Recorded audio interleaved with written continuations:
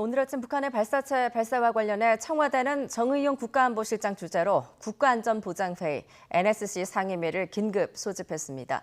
NSC 상임위는 지난 20일 한미연합훈련이 끝났는데도 북한이 발사체를 발사한 데 강한 우려를 표명하고 중단을 촉구했습니다. 청와대로 가보겠습니다. 임상호 기자.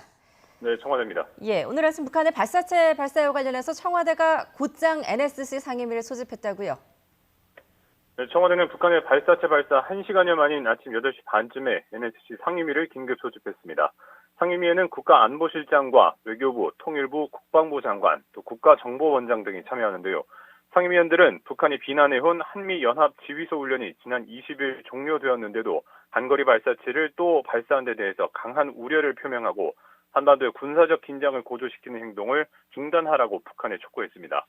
상임위원들은 또 남북미 정상이 합의한 한반도의 완전한 비핵화 목표를 달성하기 위해서 북한이 조속히 북미 협상에 나오도록 국제사회와 함께 외교적 노력을 기울이겠다고 했습니다. 청와대는 현재 국가위기관리센터를 통해서 상황을 관리하고 있고 한미 정보 당국이 함께 발사체 지원 등을 정밀 분석하고 있다고 밝혔습니다. 북한의 이번 발사체 발사는 지난 6월 판문점 남북미 정상회동 이후로는 7번째고 특히 지난 20일 한미연합훈련이 끝난 뒤로는 처음입니다.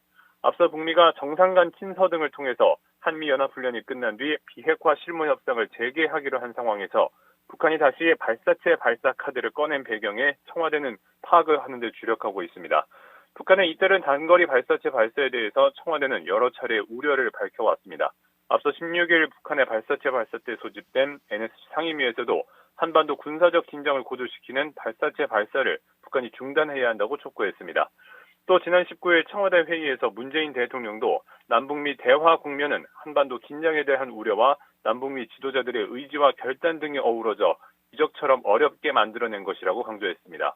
그만큼 깨지기 쉬운 유리그릇을 다루는 듯한 신중함이 필요하다면서 북미 실무협상 재개를 앞두고 북한의 자제를 촉구하기도 했습니다.